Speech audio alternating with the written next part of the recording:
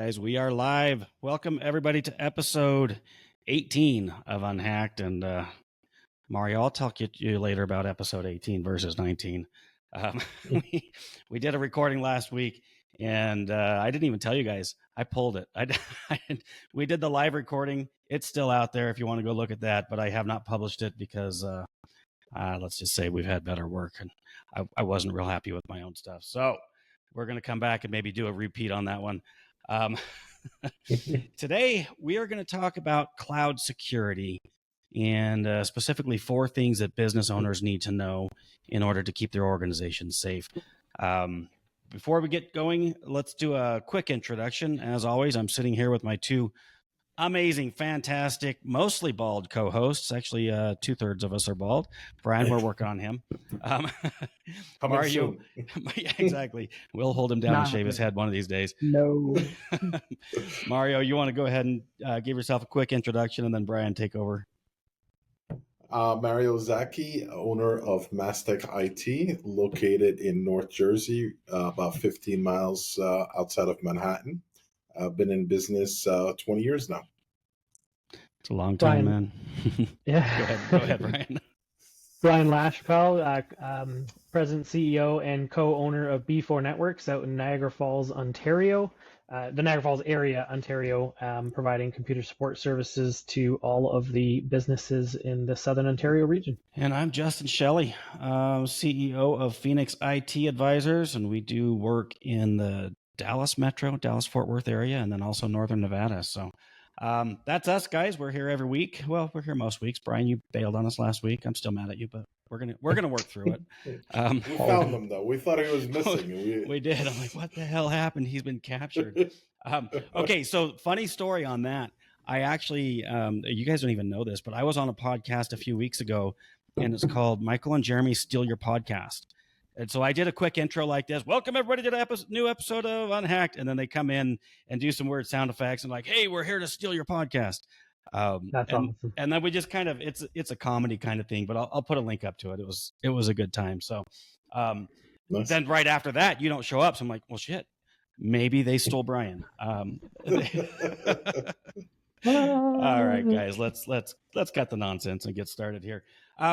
This episode, for me, it's kind of, and I have to go back a few years because I don't hear this anymore as much as I used to anyways, but it was common for me to go out and meet with either sometimes active clients, but usually prospects, and talk to them about security.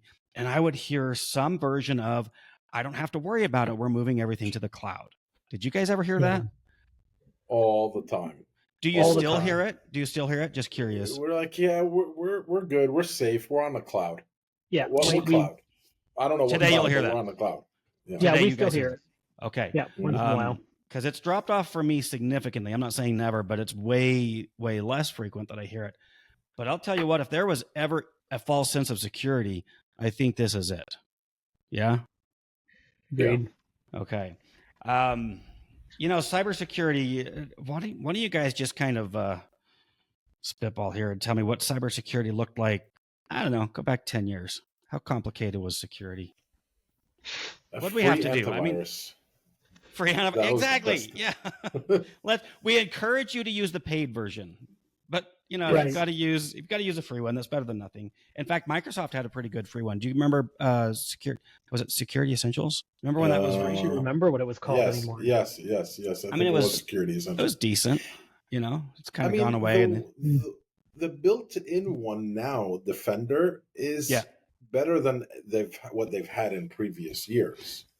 Yes, but it doesn't. You have to pay for the higher ones to manage it and stuff like that. Right. Yeah, it's basically have an antivirus, have a firewall, don't click on links. That was it. I mean, it was easy. Pretty much. And now what we've done is we've moved to the cloud. And I kind of warned people about this back in the day, but man, it's... and make sure you change your tapes in your server. Shit, now you're really going back, Mario. And on that note, it was funny / tragic. People would religiously change these tapes out, swap them out. Take, you had week 1 at the office, week 2 you take home, and they're doing it. They're going like crazy, and they're good. God, this is probably at least 15 years ago. This was not a client. I have to put that disclaimer in. A local library. I think it was even a community college library, if I remember right. They're like, our server's dead. Here it is. They brought it into my shop.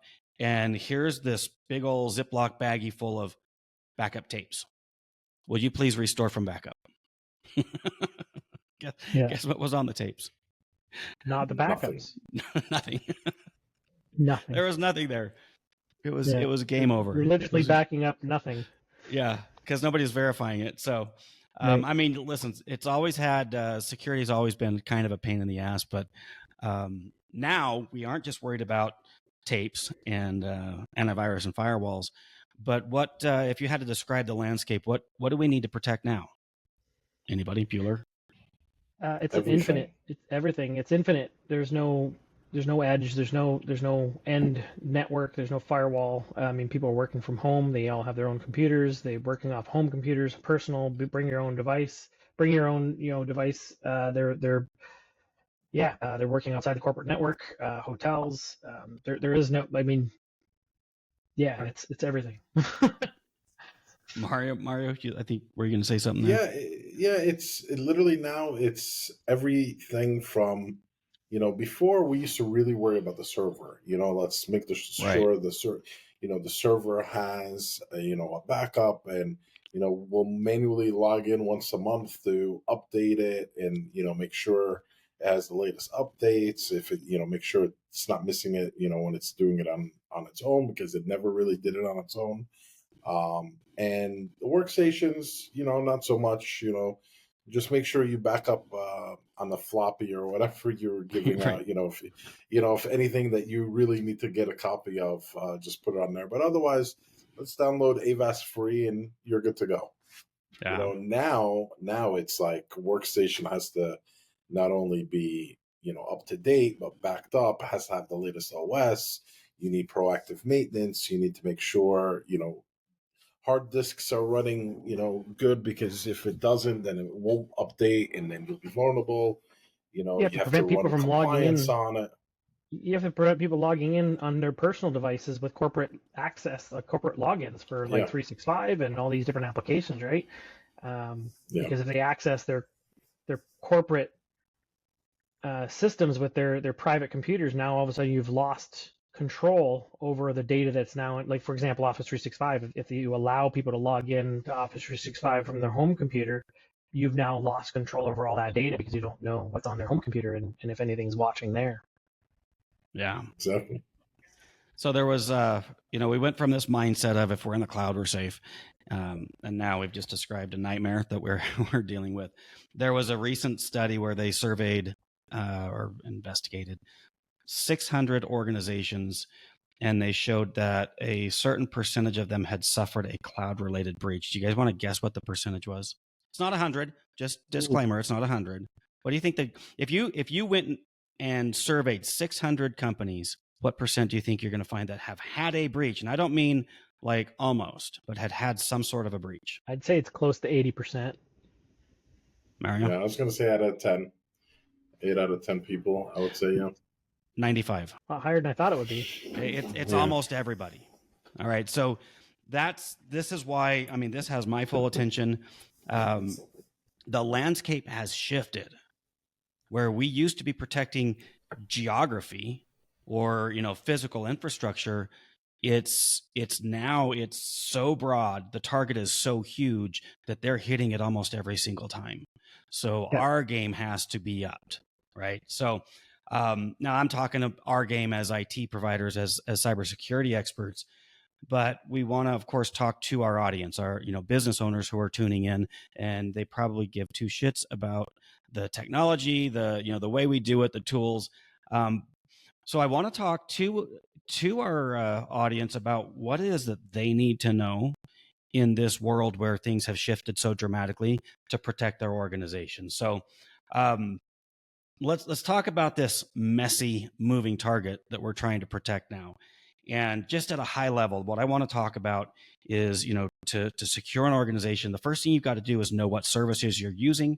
You've got to know where that data lives, how that data is being protected, and what you're going to do in the event of some sort of a loss. So let's go ahead and dive into each one of those one at a time. And I'm going to punt this over to you guys. You can duke it out for who goes first. But what are the services that are being used most commonly? Well, I would say the Microsoft 365 is definitely up there, and at some point either using Azure for, servers on there, or, SharePoint, obviously emails, and OneDrive. Those, they have an entire platform a lot of companies could literally run their entire company off the Microsoft 365 platform. And that is definitely um, something that needs to be secured. So let's talk about 365 for a minute. And Bryan, I'll have you jump in here too. But one of the things that kind of came to my mind as I was prepping for this is I can open up a Word document and I can just copy and paste some notes or some thoughts in there. Where does that data live, Bryan? Well, in most cases, the data will live temporarily on your device because it usually caches a local copy of it. But by and large, it lives on Microsoft servers. And that could be depending on where you've subscribed and how you've subscribed to 365. It could be in a US data center, it could be on a Canadian data center, or it can be on a European data center, depending on how you've configured your 365. But basically, at the end of the day, it's not living locally anymore. I've got a story. And this wasn't Microsoft. It was a Google document that I had that I was using as almost like a journal. I was typing some pretty personal stuff in there. Just being completely candid. I was working through some emotional shit that I was going through. And I opened up that document one time and I saw somebody else's notes in it. Somebody had read what I had put on there and commented on it. Yikes. Yeah. That's So some creepy stuff. it is some creepy stuff. How does that happen? Did they at least give good advice? No, it was more of like, hey, I'm watching. I mean, I don't remember. Honestly, I don't remember. I saw it. I shit my pants. I deleted the document and I never went back. I never did anything like that again. Now it's not, I will argue that, this was probably 10 years ago. Security has changed a lot. I haven't seen anything like that since. But when we are putting anything on a digital device, we need to understand that information can very easily become public domain, like unintentionally. So step one, just know that every time you type, you have to be prepared to secure that information, to know where it lives, what the potential risks are. That's terrifying and overwhelming to think about. So you've got Excel files, Word files, all of these, they go to either SharePoint or a OneDrive, right? And now you have to understand where does that, who has access to those. So SharePoint, it could be anybody in the organization. I've got clients that will come to me as they're trying to set up different folders and, sites on SharePoint, and they don't really know what's there. They don't know who has access to it because they go in and they start putting stuff up, and then that person gets fired. Somebody else comes in and tries to take over. It's quick that this stuff can get out of hand, right? Do you guys ever see anything like that with SharePoint? Yeah, absolutely. It's actually even becoming a bigger concern now with Copilot, and because Copilot has access to everything that the user has access to. So I'm talking about Microsoft Copilot. If you subscribe to Microsoft Copilot, it has access to everything that's in SharePoint, OneDrive that the user has access to. And so what we're finding is anybody who's enabling Copilot all of a sudden are asking questions of Copilot, like, hey, what's the company policy on XYZ? And it will go through all of 365 SharePoint and every file you have access to and give you an answer. And so if you accidentally had answer to financials and you're not access to financials and you're not the financial person, you could ask like, hey, what's the company's financial picture? And it will go in and look through all the documents that you have access to and give you that answer. And I remember a while back, and even now today, like we run into clients that we're meeting with them for the first time, and we're like, okay, we go through, and one of the things my team checks for is access, who has access to what. And a lot of these smaller organizations, they start off and they give access to everything to everybody. right? Everybody has access to every document on the server and or SharePoint and or OneDrive. And as their companies grow and grow and grow and grow, they forget they did that. And so now all of a sudden people have access to documents they shouldn't have access to. And the worst is maybe they right click on a folder and say, I'm going to share this access to somebody outside the organization. And maybe there's like, folders inside there that really ought not to be shared, or folders are added after the fact to a folder that was shared out. And now that link exists out there in the wild that anybody can access. If they've selected, anybody can have access to this folder as long as they have the link. And now all of a sudden information is out there that ought not to be. And so, obviously there's some things that you can do to remediate that and have every link that you send out expire after X amount of days automatically, so that you don't have these perpetual links out there forever. And just make sure you limit access to the people who need access, and maybe even in certain circumstances, depending on the SharePoint site, limit who can share outside the organization. And that's all configurable, but again, people aren't doing it. Bryan, I'm going to play devil's advocate here. Do you feel like this is the MSP's responsibility? Because, No. we've onboarded some people and seen similar situations. I have a customer that I onboarded 2 years ago that from day one, we told them, like, hey, everybody has, all your data on your server the rights are anyone. So anybody can browse them. Our responsibility to advise when it comes to that, but it's no different than if you had a file folder in your office with a bunch of folders in it. If you leave that in the lobby and anybody can come in and access, then anybody can go in and access, right? Like you can have an expert come in and say, well, you ought to put that behind a lock and key. But if you refuse to do that, at the end of the day, you have to, it's a co-managed responsibility. Our job and our responsibility is to secure and advise, but ultimately clients will do what clients do, and sometimes they can do things that even though we have every best intention of saying, you ought not to do that, and we're going to put these checks and balances, somebody can copy the document and just email it, right? And so there's only so much that we as an MSP can do other than advise and our trust. tools, our tools doesn't say, hey, by the way, everybody has access to this folder, because it would alert us, and we don't, there isn't a tool that I know that will say that straight up do that, but we would get alerted all the time because it's telling us literally like everybody has access. Well, we know that, but it really, when you're obviously setting up something new from scratch, we do that, like, okay, we're going to set up a new SharePoint site, or, we're going to set up a sales SharePoint site. We're going to set like a HR, site, and, so on. And we're like, who do you want access to everything? But the problem is sometimes we inherit these clients and networks that weren't set up this way from the very beginning. And, we could bring it to the attention of somebody, but we cannot actually do it for them, because it's essentially a security risk, but it's also not a security risk, where we can easily just fix. Well, let me throw something out here. Now. Oh, sorry. No, go ahead with best practices. Then I have a question to ask both of you guys. Best practice in SharePoint now is to disable the everyone group. Like that, you should never use the everyone access group. It should always be either a departmental or named user that has access. The everyone group, but now is being recommended that you should just turn it off, especially with Copilot. Even if you intend on giving everybody access to something, it should be, okay, we've given these 4 groups, like these departments, access, and that involves everybody.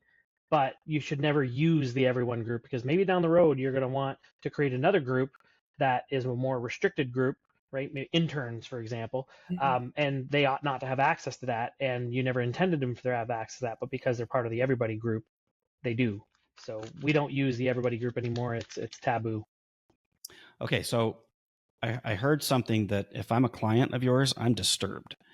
And you guys just said, Bryan, you said it, Mario, I think you asked the question, whose responsibility is it? Is it our responsibility as IT consultants? And I heard an absolute no from both of you. And I'm telling you that as a client, what do you think, if you go out and survey your clients and ask them, or survey mine, don't even throw your clients under the bus, who do you think they're going to say is responsible for this? 100%. Do you think they're going to say this is a shared model? I think it's our responsibility to yeah. bring it to their attention, but and work with them to tighten it up. But it's their responsibility to tell us who should have access to what. Because Sure. I don't know about you guys, I'm not reading my customers' data. No, 100%. We aren't. And so I'm pointing out a mindset or a sarcasm, perspective. by the way. I know. This is something that, really why I wanted to do this podcast today, this episode, is because I get this. I will admit it. I get this from clients where their perception of what I am doing and what I can do is very different from reality. And so it is incumbent upon us, even if it's not our responsibility, we sure as hell better be letting them know what's going on, what needs to be done, and we need to be building processes around that. So at a minimum, then we're saying, hey, Mr. Client, Mrs. Client, let's go in and review all of your data, which is exactly what I'm trying to point out here. Is we need to know what services we're using as business owners. We need to know where that data lives. What I didn't put in here, which is I'm really glad we had this conversation, is who has access to it that we know of, which of our team members have access to that shouldn't, and then we get onto how it's protected and stuff like that. But I'm kind of jumping ahead because Microsoft 365 is such a wild beast right now. I'm in love with it and I fucking hate it at the same time. Thoughts, comments, questions, concerns. Okay, number one, and I've been screaming this at the top of my lungs to anybody who will listen. You cannot delegate responsibility to an outside party for security, for protection of data, for anything. You can hire somebody to take care of it, but you ultimately, as the business that runs that, and especially if you're a publicly traded company, that you cannot, like when you fill in those insurance forms and it says who's responsible for security in the organization, you'll notice that a couple sentences later, a couple questions later will be, do you have an MSP, right? Those are two different questions. Your MSP cannot be the responsible person. The responsible person for security data is internal to the organization. It has to be, because it is their data and is their customers and it is their information. We could be hired to take care of it, but it's not an abdication, right? You can't absolve yourself of it because you said, oh, I've hired somebody to take care of this for me. That's not how it works. Legally, that's not how it works. And that's a podcast, guys. That's a wrap. Brian just did my closing arguments. And with that said, though, the same applies to cloud services, right? Microsoft is responsible for the infrastructure, and this applies to all the tools and things like that, right? Your CRM, your accounting systems, your HR systems.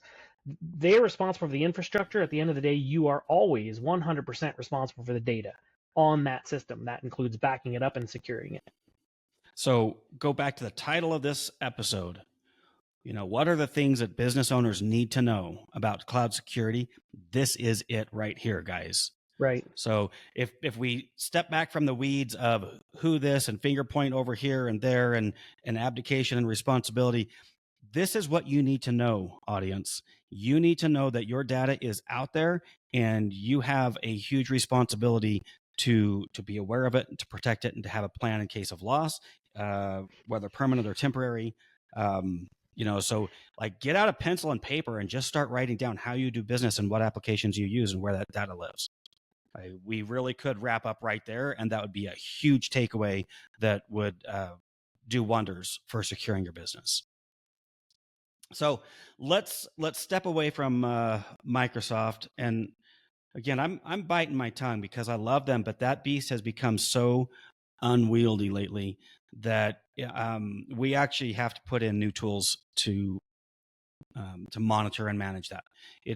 I don't feel it's possible anymore to do that ourselves. You have to have a SOC behind that, and we'll come back to that later. But let's go into these are the ones that most businesses have and that we know of. What are some other cloud services that, as a business owner, we need to be aware of and mindful of? Accounting is a huge one, and human resource management systems or human HRIS. So if you're using like Bamboo HR or third-party HR management systems, the data that's in there. Yeah, I mean, you have other companies like Dropbox, you know, Box.com. You know, you have obviously Google in G Drive or Google Drive. Plus, there's probably a dozen other ones that people are using, especially like the ones that have it for free.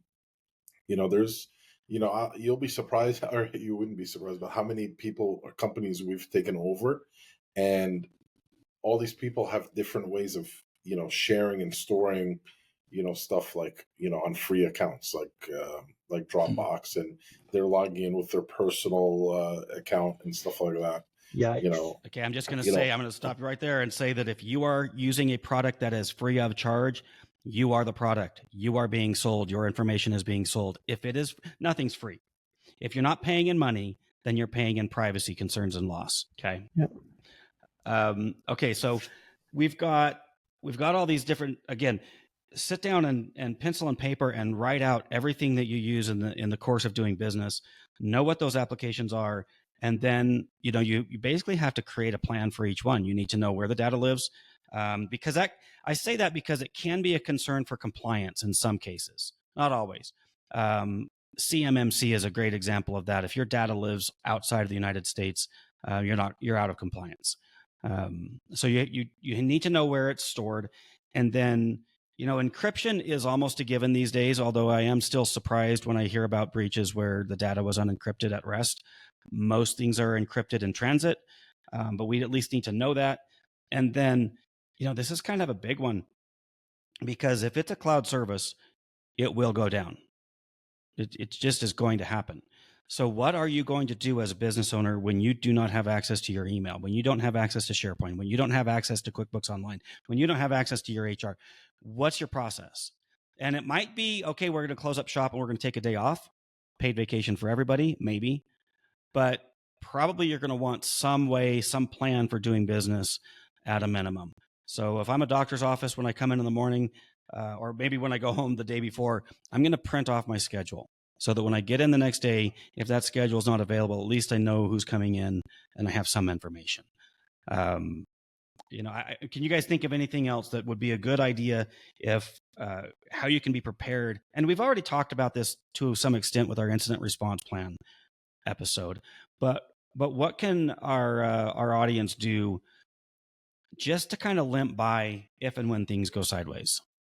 And I'm talking about temporary. I'm not talking about massive breaches right now, but just temporary loss of access, because that's going to happen. Well, it's also, you know, kind of to elaborate more on what you just said, like also because we've just seen it. We're literally working on an onboarding that we did this week on Tuesday, and you know the owner and the office manager had no clue where their data is, where their email accounts are hosted, where anything is. They're like, oh, the IT guy takes care of it. And that's, by the way, that's the guy that we just sent the termination notice to this morning.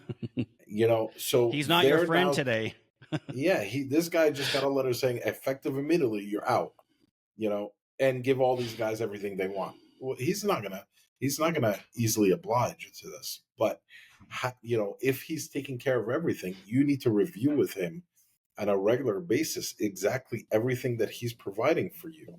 You may not need the passwords and all that stuff, but you just need to, you know, a roadmap of what that is. And I would also argue the first thing you need to do, and this we discussed this in a couple episodes back, is educate your users. Your users need to know that they shouldn't be using, you know, the free, you know, Chat GPT, the free Box.com, the free Drop Suite, or whatever it's called. AI tools. Mm-hmm. They need to be following what you want them to use, not that they should be using their own stuff. So you need to know exactly what your users need to know, what is allowed and what's not allowed. So we're talking about two things now. You've got an acceptable use policy that needs to be in place. And then we've got shadow IT, which that's another one that's just exploded. Mm-hmm. So these are two things that we need to be paying attention to on a pretty regular basis. So to add to what Mario was saying, I'd say the very first thing that you ought to do to be prepared for a temporary outage is to identify what you have. And I think you talked about that, Justin, listing out every single application that is cloud hosted or not, that you have access to, that, you know, identifying where the data is, then identify from a priority. If this went down, is this critical or is this we could wait a couple days and no big deal? The items that you've then identified as being critical to your operations, how are you going to plan real quick? How are you going to make sure that that information is available to you should that go down? Do you need a backup of that offsite? Do you need some way of accessing it? So maybe the data is duplicated in 2 different locations. Like you suggested, maybe you download your calendar for the next day. Whatever those things are that are, we cannot function without these 4, 5, 6 applications. What is my plan for when it happens? When this is no longer available, what is my plan to make sure that I can continue operating? And at the high level, that's what it would be for me. Yeah. Yep. Agreed. Okay. Yeah.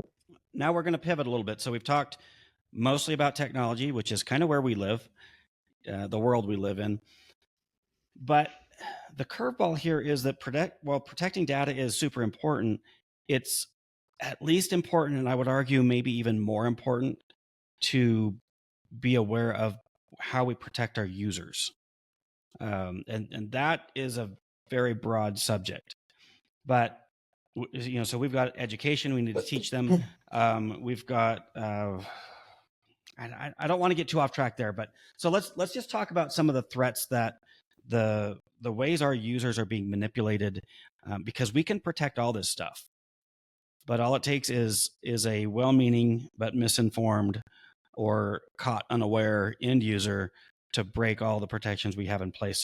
So guys, talk to me about some of the threats that exist right now, and specifically that you see trending upwards. The biggest one is a bad actor fooling or tricking your end user, your client, your employee, into entering login name and password to access the dozens and dozens of cloud services they use, right? And so we're seeing that a lot lately, where people are getting accounts compromised because they think they're on the website to change their password because they received an email saying they need to change their password, or they've received an email that says, hey, here's a document you need to read, and they click it, and all of a sudden they get an Office 365 login prompt, and they're entering information in there, and so they're getting fooled into entering information. And for me, that's the biggest one.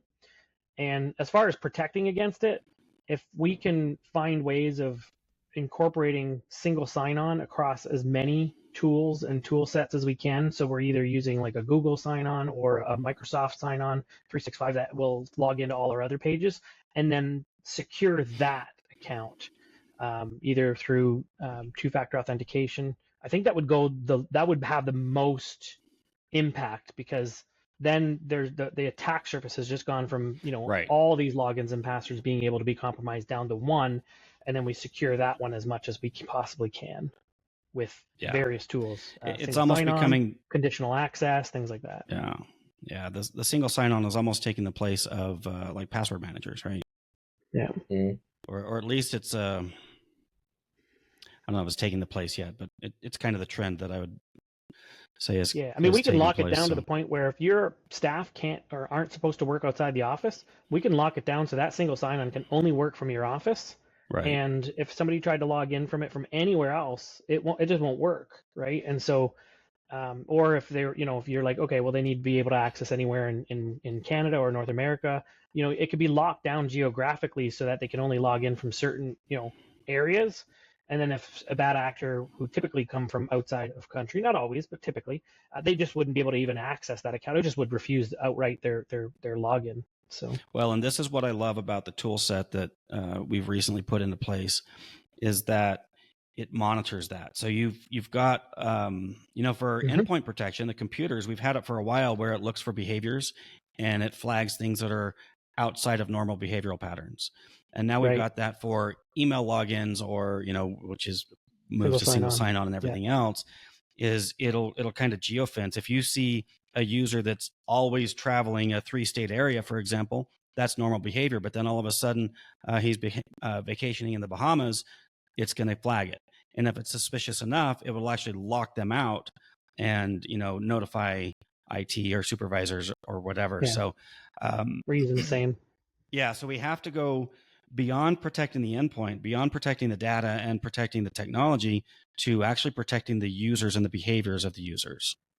So this is relatively new, where it's become so critical to have that piece in the cybersecurity stack. Yeah, the nice thing too is if the person leaves the organization and you need to, I mean, imagine, like, I think they were saying that the average person has 20 plus cloud services that they're subscribed to. You know, when you have to clear somebody out or if they leave, you've got to remember, first of all, to go through all of these third-party applications, these third-party tools, and reset those passwords and lock them out. Or if they're all single sign-on, you can just disable the account and they just lose access to everything that single sign-on has access to, which is absolutely a wondrous thing, I tell you. And it's fairly quick too. It's literally like, within a minute or two, it just kicks them out of everything. Yeah.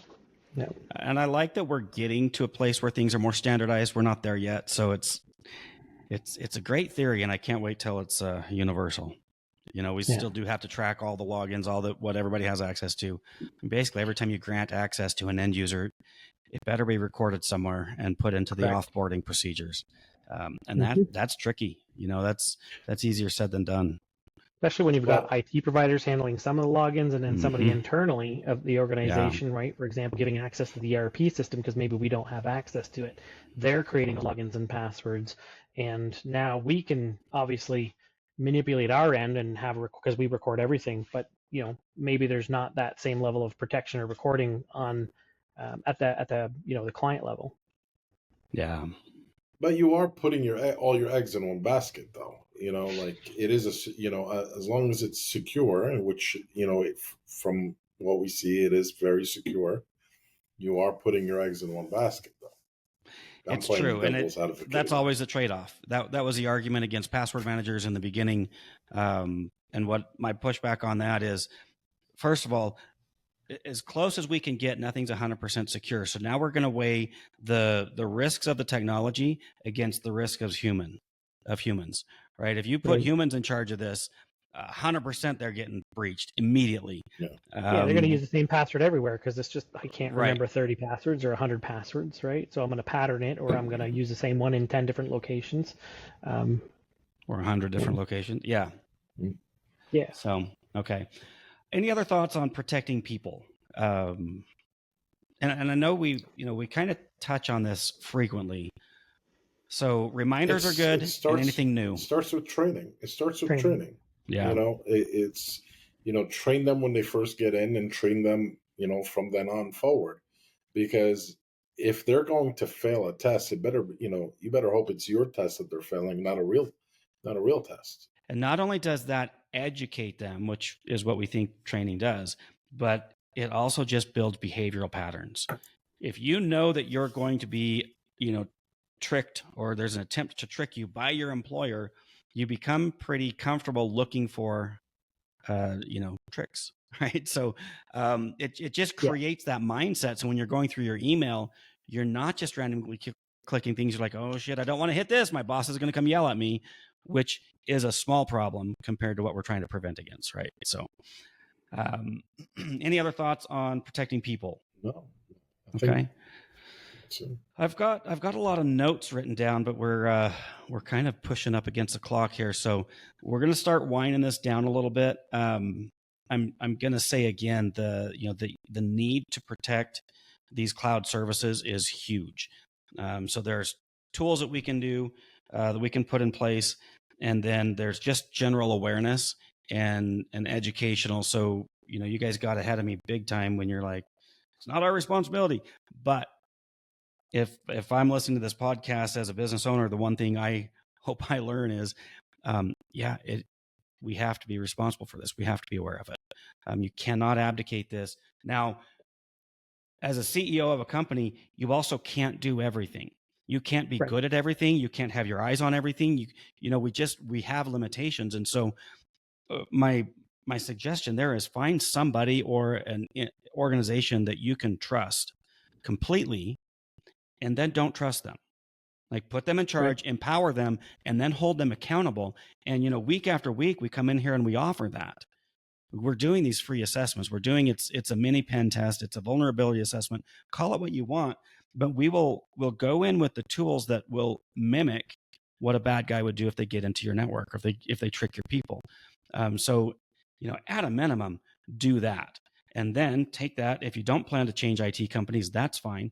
take this information back to your guys and say, hey guys, here's what I found. Let's work through this. And it doesn't have to be an attack. It doesn't have to be a negative conversation. It's just, hey, we want to be safe. What do you think? How can we fill some of these gaps, right? So any other thoughts on the vulnerability assessment, or just ways as a CEO we can keep track of all the like huge things that we're responsible for? No, you pretty much hit it right on the on the head. Like, you have to put somebody in charge, and that person that's in charge has to work with the IT company. We're gladly work on getting this secure and set up, but we need guidance. Like, we will take the responsibility to get it done, but we need the guidance to make sure what we're doing. And More we the need facilitation, right? Yeah, Something require an internal person. For example, we can put in systems in place to protect, but the policies that go along with those, the controls that go along with those are typically policies that have to be created on the client's end and disseminated and enforced. And so I can put in an antivirus and I can put in content filtering and I can put in these things, but there's also the other end, there's an acceptable use policy, right? And so, for example, somebody goes to an AI website and uploads all your confidential files, I can't stop that, right? That's something that a policy has to do with enforcement, with training. And so that internal person is just the facilitator for us to be able to interact with and say, okay, here's what we've done and here's what you need to do. Yeah. All right, guys. So I've kind of already said it. I'm going to give you one more shot for any closing arguments, and then we're going to go ahead and wrap this up as we're pushing past 40 minutes on this episode today. Mario, you want to go first? They're listening, during their commute. I hope they hit some traffic. It's a long commute. They hit rush hour today. Maybe they'll have to wrap this one up on the way home. No, I mean, nothing that we haven't covered. Okay. Just you take responsibility, work with somebody, make sure you at least put somebody in place that is not just gonna hope that somebody else is taking care of it. Make sure it's delegated to somebody to have the responsibility to make sure it's in place, and test it. Once you've put it in place, test it. For me, it's obviously 1% better. As a CEO, as the owner, as a manager or leader of your organization, you're always trying to get, or you should be always trying to get 1% better every single day. And that might involve coming up with quarterly key initiatives that you can do surrounding cybersecurity, right? And then making sure that whoever you're working with on your IT provider side, or even if it's internal, what else? What can we do this quarter, this month, this week that we can add that will improve our posture? Because security is not a one and done. It's a journey. Right. It's a journey that you're going to be on, and you're going to add a little bit more every single day, every single week, every single month, every single quarter in order to improve your posture. And if that's the one message people come across today is that A, you're responsible, B, it's a journey, C, get 1% better every day. I love your 1% thing. I can't copy it because you started it first. But that's been a mindset of mine as well. I was thinking of using it last week when he wasn't here. I was thinking of saying right? It just just in case he did get kidnapped by the Russians or something. Right. So my sign off today is just going to be that, as a business owner, as a CEO, we are overwhelmed. We have so many hats that we wear. We're juggling everything. And so I hate to say this, but I'm going to. If you are not watching, where cybersecurity is concerned, if you are not watching this like a hawk, if you are not creating a company culture around cybersecurity and protecting your organization and your assets and your data, then you will not survive as a business. Hands down, plain and simple, black and white, ones and zeros. There's no middle ground here. You've got to do this. This is as important as finances. It's as important as anything else you do in business. So on that note, at a minimum, take us up on our offer. Go to unhacked.live and book that assessment. We all offer that. And if you don't, if you're outside of the area that we're in, we will put you in contact with somebody who will do this for you as well. That said, on the website, you've also got social media links. You've got past episodes, upcoming episodes, and please do us a favor. And if you find value in this episode or in this podcast in general, share it with your colleagues. Help us spread the word because, yes, we're here to make money. We are for-profit businesses. However, we're all on a mission to protect our fellow business owners. So, Great. That's what I've got, guys. We're going to call this one a wrap, and we will see you all next week. Take care. Bye, guys.